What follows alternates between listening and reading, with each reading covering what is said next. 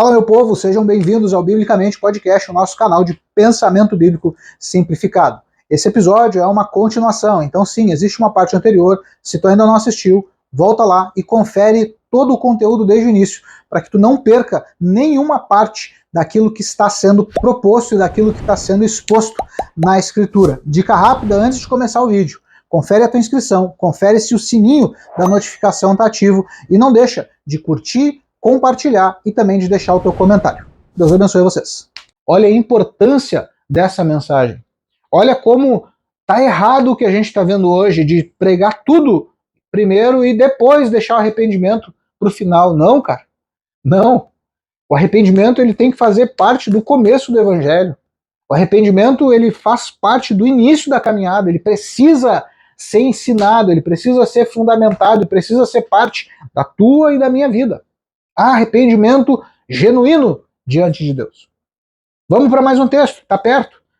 Atos, capítulo 3, verso 15. Então, não satisfeito com tudo isso aqui, e se tu terminar a leitura, tu vai ver que uma pregação, muitas pessoas se juntaram à igreja naqueles dias. Mas não satisfeito com isso, em algum outro momento, Pedro e João vão ao templo, e isso está registrado no capítulo 3, um homem mendigo e aleijado que ficava na porta do templo todos os dias pedindo esmola. Quando vê Pedro e João, ele pede a esmola, porque era o que ele estava lá para fazer, ele não podia trabalhar, e ele pede, e Pedro e João dizem a frase famosa: não tenho ouro nem prata, mas o que eu tenho te dou. Em nome de Jesus Cristo, levanta e anda. E adivinha o que aconteceu? Aquele cara andou. Em nome de Jesus Cristo, aquele cara andou, ele levantou e ele começa a fazer alarde, ele começa a saltar pelo templo dizendo: fui curado, estes homens me curaram. Pedro vê o tumulto e ele mais uma vez usa a ocasião para fazer a pregação do evangelho, a pregação da boa nova. E aí, nessa pregação, vai vir um texto que a gente vai ler agora. Atos capítulo 3, a partir do verso 15. Aí uma ou duas páginas aí, dependendo da tua Bíblia, para frente. Atos, capítulo 3, a partir do verso 15. Diz o seguinte: vós, então Pedro falando aos judeus, né? Vós matastes o autor da vida, a quem Deus ressuscitou dentre os mortos, e nós somos testemunhas deste fato. Pela fé no nome de Jesus. O nome foi quem curou este que aqui vedes e bem o conheceis. Sim, a fé que vem por meio de Jesus deu a este agora saúde perfeita, como todos podem observar. Contudo, irmãos, eu sei que o que vós e vossos líderes fizeram com Jesus foi sem o perfeito conhecimento do que estavam praticando. Entretanto, foi desta forma que Deus cumpriu o que tinha predito por todos os profetas, anunciando que o seu Cristo haveria de sofrer. Verso 19. Arrependei-vos, portanto, e convertei-vos, para que assim sejam apagados os vossos pecados, de modo que da presença do Senhor venham tempos de refrigério, e ele envie o Cristo, que já foi previamente designado, Jesus. Olha a mensagem de Pedro. Ele fala sobre fé no nome, ele fala sobre a realidade da ressurreição. Então Deus o ressuscitou dos mortos, sim. Esse é o sinal, essa é a evidência de que Jesus não é só mais um profeta, Jesus não é só mais um pregador, Jesus não é só um grande personagem da história. Não, ele é o Cristo, ele é o Messias, e a prova disso é que Deus o ressuscitou dos mortos ao terceiro dia. Pedro faz esse caminho e ele termina com um convite. Portanto, arrependei-vos. Arrependei-vos e convertei-vos, para que assim sejam apagados os vossos pecados. Mas não acaba aqui. Pedro, ele tem uma segunda experiência, ou como os teólogos vão falar, o Pentecostes dos gentios. Atos 2, a gente viu o Pentecostes, o derramar do Espírito na festa de Pentecostes, só que era só sobre judeus. Agora, no capítulo 10 de Atos, a gente vai ver o Espírito, o mesmo Espírito que foi derramado sobre os judeus. A gente vai ver no capítulo 10 o mesmo Espírito sendo derramado sobre gentios, sobre não-judeus. E isso causou muito problema. Isso causou um tumulto na igreja primitiva, porque eles não sabiam como lidar. Até então, na cabeça deles, o evangelho era para o judeu, a salvação era para o judeu. Mas Cristo tinha uma visão diferente. Jesus, ele diz em João 10, eu tenho ovelhas que estão em outro aprisco, e eu preciso ir lá buscar elas. E ele está falando nesse texto sobre os gentios, sobre os não-judeus. Pedro vai à casa de um centurião romano, prega o evangelho a esse centurião e, milagrosamente, esse homem crê. Esse homem recebe a porção do Espírito Santo. As pessoas que estão lá testemunham o mesmo sinal de Atos 2, falando em outras línguas. E Pedro precisa dar o relatório para a igreja do que estava acontecendo, porque alguns que estavam lá ficaram chocados. Não, mas tu vai batizar esses caras, eles são gentios, eles não são judeus. E Pedro diz, cara, como que eu vou negar água se Deus não negou o próprio Espírito? Como que eu vou negar batismo na água se Deus não negou o Espírito Santo, com o qual ele nos batizou lá no começo? Então Pedro batiza a família de Cornélio e em Atos 11, que é o texto que nós vamos ler, Pedro está diante da igreja, dando o relatório sobre o que tinha acontecido na casa de Cornélio, como as coisas tinham ocorrido e por que ele havia batizado gentios. Ele já deu todo o relatório. Se tu quiser, de novo, cara, vale muito a pena, faz a leitura do livro de Atos, faz a leitura aí um capítulo por dia, em 28 dias tu já liquidou essa leitura e vale muito a pena. A gente quer só o versículo 11, versículo 18, perdão. Atos, capítulo 11, verso 18. Diz assim: diante do que foi exposto, ninguém mais apresentou qualquer objeção e passaram a glorificar a Deus, exclamando: sendo assim, Deus concedeu até mesmo aos gentios o arrependimento para a vida. Cara, arrependimento. Isso é a forma de falar de salvação. Então, a igreja gentílica está testemunhando e está louvando a Deus e está glorificando a Deus pelo fato de que agora os gentios também fazem parte, os não-judeus também fazem parte do povo de Deus, também fazem parte daqueles que foram chamados, convidados, aceitos pelo Senhor para a salvação. E como que se dá esse processo de salvação? Fé em Cristo, a confissão pública de que Ele é Senhor e tudo que isso envolve, eu vou bater nessa tecla, o reconhecimento e a crença absoluta e inequívoca de que Deus ressuscitou a Jesus dentre os mortos, isso é imprescindível, e no livro de Atos isso fica muito claro. Toda vez que alguém está pregando, ele dá essa ênfase, toda vez que alguém está ensinando, a ênfase é essa: Deus ressuscitou a Jesus dos mortos. E terceiro, arrependimento. Quer botar o arrependimento primeiro? Pode botar, não tem problema. A teologia até hoje não resolveu onde é que está o arrependimento, mas são esses três pilares, são esses três alicerces. Fé no Senhor, fé em Jesus como Senhor da sua vida, crer absolutamente na sua ressurreição e arrependimento. E aí, já que até agora a gente está falando sobre os textos do início do ministério de Jesus, a pregação de Jesus, o convite dele aos discípulos, a pregação dos discípulos quando comissionados pelo Senhor, o início da igreja primitiva aqui em Atos, vamos ler um texto também aqui em Atos, mas agora já no ministério do apóstolo Paulo. Então, Paulo já foi chamado pelo Senhor, e isso já aconteceu, e em suas viagens ele já está indo para Jerusalém, ele já está caminhando em direção à sua prisão. Em uma de suas viagens ele decide se reunir com os presbíteros da igreja de Éfeso. Éfeso, isso aí, a mesma cidade que Paulo vai escrever uma carta depois, carta aos Efésios. Então, Paulo está indo para Jerusalém, ele sabe que a coisa vai esquentar quando ele chegar em Jerusalém, mas ele não demoveu o seu coração, ele seguiu firme nesse propósito. E antes disso, ele está passando nas igrejas e confirmando as igrejas e estabelecendo lideranças, e ele está se despedindo de lideranças. E esse texto que a gente vai ler é muito interessante, porque vai dizer que Paulo está se despedindo, vai mostrar como Paulo estava lidando com os presbíteros da igreja de Éfeso. Atos, capítulo 20, vamos ler a partir do verso 17. Atos, capítulo 20, a partir do verso 17. Diz assim: de Mileto, ou seja, da cidade de Mileto, Paulo pediu para que fossem chamados os presbíteros da igreja de Éfeso.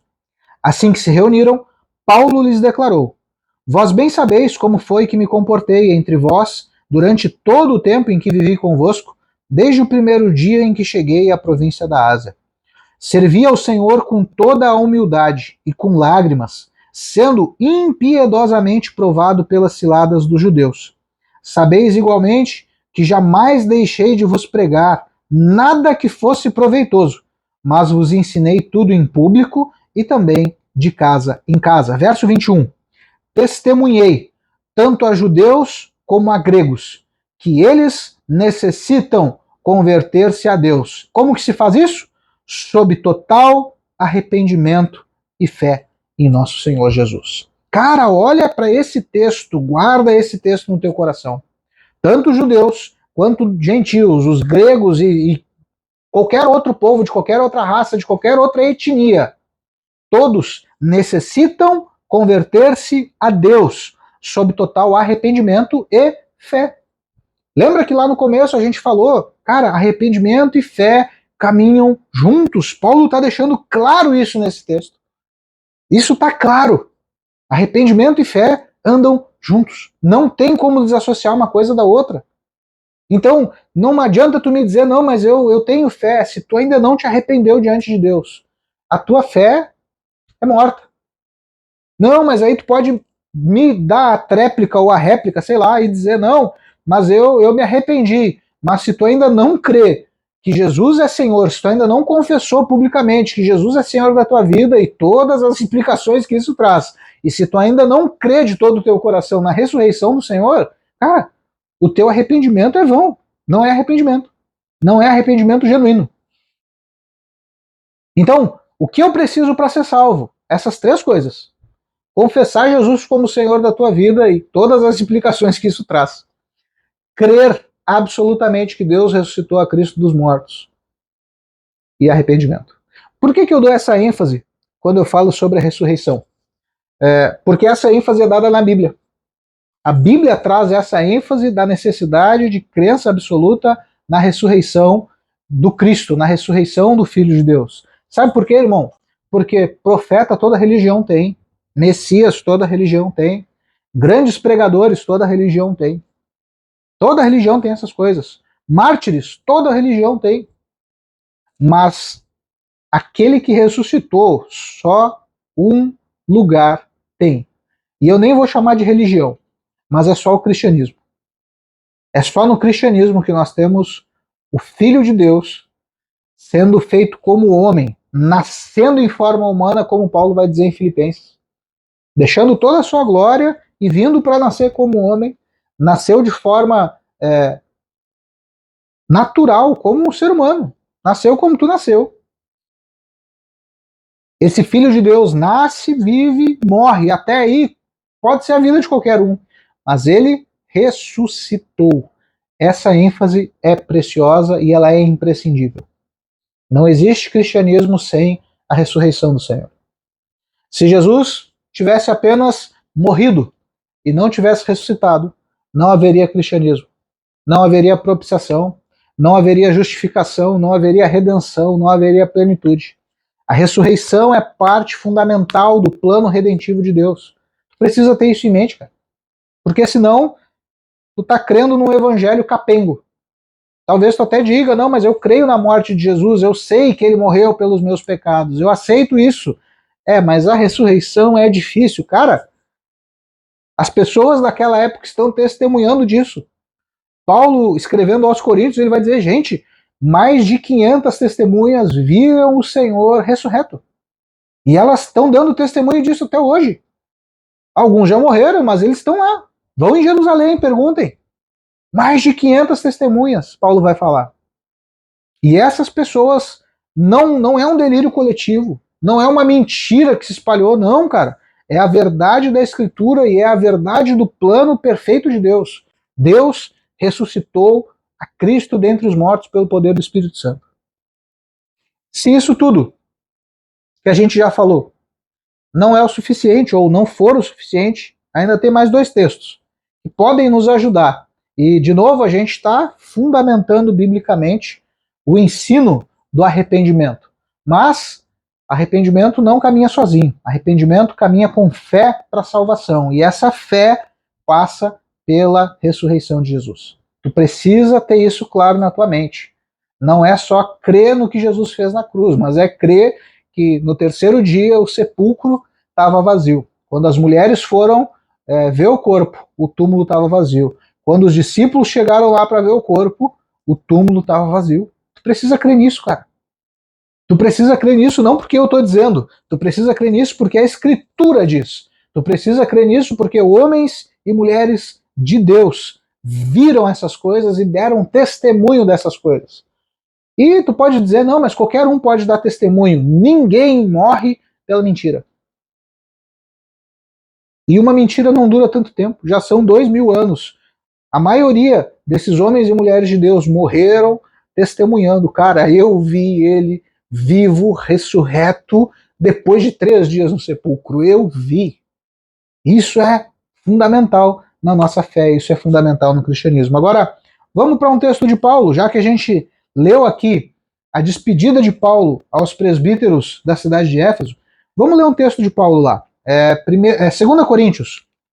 2 Coríntios, capítulo 7, verso 10. Segunda carta de Paulo aos Coríntios, capítulo 7, só o verso 10. E eu vou ler só um pedaço, porque o contexto é outro, mas a afirmação é certeira e vem muito a calhar com a nossa conversa de hoje. Diz assim: a tristeza conforme o Senhor não produz remorso, mas sim uma qualidade de arrependimento que conduz à salvação. Mas a tristeza, segundo o mundo, traz a morte. Cara, presta atenção nisso. Vou ler de novo. 2 Coríntios 7,10. A tristeza conforme o Senhor não produz remorso. Lembra que lá no começo eu falei que não é um arrependimento qualquer? Não é só remorso. Não é uma tristezinha, não é uma angustiazinha. Ah, eu sou uma pessoa ruim. Não. Arrependimento é o reconhecimento de que tu é pecador, de tudo aquilo que a gente já falou lá sobre o que é o Evangelho. Arrependimento isso é confessar, é reconhecer que tu não merece a graça de Deus. Nós somos salvos pela graça mediante a fé, mas nós não merecemos isso. É dom de Deus, é graça de Deus, é bondade de Deus. Então Paulo está falando à igreja de Corinto o seguinte: quando Deus entristece alguém, isso não produz remorso, mas sim uma qualidade de arrependimento que produz salvação. Como ser salvo? Crer, confessar que Jesus é o Senhor e todas as implicações que isso traz. Crer que Deus ressuscitou a Cristo dentre os mortos depois de 3 dias sepultado e arrependimento. Genuíno, sincero, não mero remorso, não é culpinha, não é se achar feio, acordar e hoje eu tô feio, hoje eu tô descabelado. Não tem a ver com isso. É arrependimento genuíno. A palavra para arrependimento, ela é intercambiável com conversão. Então, quando a gente olha para a Bíblia, as palavras intercambiáveis para arrependimento e conversão vão ser 2. Primeiro, metanoia. Arrependimento é metanoia, mudança de mente. Todo mundo conhece essa expressão. Metanoia, arrependimento é mudança de mente, mudança de mentalidade. Mas existe uma segunda palavra intercambiável que é muito interessante e que nos traz a noção real do que é conversão, que é epistrefo. E a palavra epistrefo significa mudança de rumo. Então, eu mudo a mentalidade, eu me arrependo diante do Senhor, eu mudo a minha mentalidade. Paulo vai dizer em Efésios 4, se eu não me engano, aquele que roubava não roube mais, aquele que mentia não minta mais, quem era adúltero, promíscuo, não faça mais essas coisas. Então existe uma mudança de mentalidade, mas existe também essa segunda palavra, epistrefo, que é para conversão, que é uma mudança de rumo. E que mudança de rumo é essa? No grego, faz referência a um giro de 180 graus. Então, se eu estou indo para lá, se eu estou indo para a tua direção, epistrefo, eu me converto, eu mudo de rumo, agora eu vou ir lá para trás. Isso é conversão. Não é um mero desvio, não é uma mera correção de rota, não. Conversão, arrependimento genuíno é mudança de mente e também mudança de rumo, e é uma mudança total, é uma mudança radical e absoluta. Se eu estava indo para esquerda, agora eu passo a ir para direita. É isso que a Bíblia diz, é isso que a Bíblia ensina, é isso que a gente está fundamentando. Então, quando o Senhor te entristece, talvez esses vídeos estejam te entristecendo. Espero que seja o Senhor e não eu ou a minha falta de capacidade. Mas se o Senhor está te entristecendo com essas coisas, cara, é por um bom motivo. E que motivo é esse? Porque quando o Senhor entristece alguém, não produz remorso, mas sim uma qualidade de arrependimento que conduz à salvação. Se tu está sendo entristecido pelo que eu estou te falando nesses últimos episódios, que seja da parte de Deus. Que seja da parte de Deus. E se for de Deus, cara, o objetivo dele é te salvar. É te conduzir a uma qualidade de arrependimento genuína que te conduza à salvação. Salvação. É isso o que Deus preparou para nós. Último texto. Vamos ler lá. Segunda carta de Pedro. Lá no finzinho da tua Bíblia. 2 Pedro, capítulo 3, verso 9. 2 Pedro, capítulo 3, verso 9. Diz o seguinte: pois o Senhor não se atrasa em cumprir a sua promessa, como julgam alguns. Pelo contrário, ele é extremamente paciente para convosco e não quer que ninguém pereça, mas que todos cheguem ao arrependimento. Cara, não existe vida de fé sem arrependimento. Não existe vida de fé sem metanoia, sem mudança de mentalidade.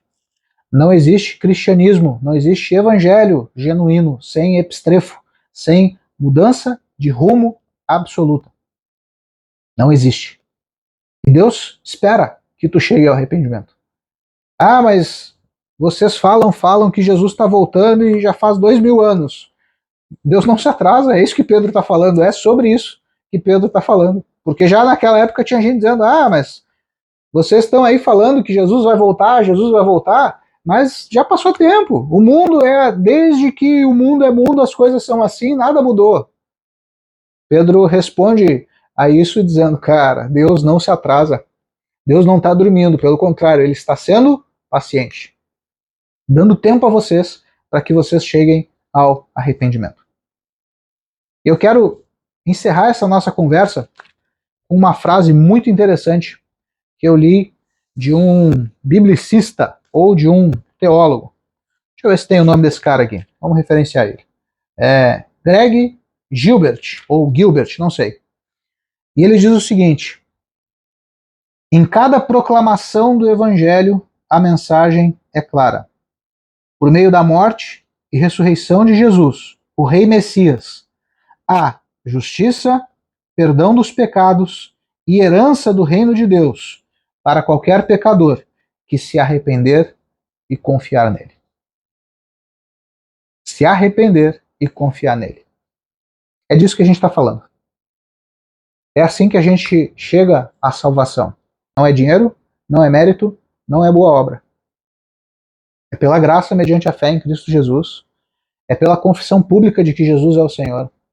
É pela crença absoluta de que Deus ressuscitou o Cristo dentre os mortos. E é pelo arrependimento. É assim que nós chegamos à salvação. Fica com essa palavra, fica com essa mensagem e deixa aqui nos comentários a tua impressão ou o que tu está sentindo nesses dias sobre essas nossas conversas. Deixa nos comentários. Não esquece de curtir esse vídeo, compartilhar. E eu espero vocês, se tudo der certo, na semana que vem. Valeu!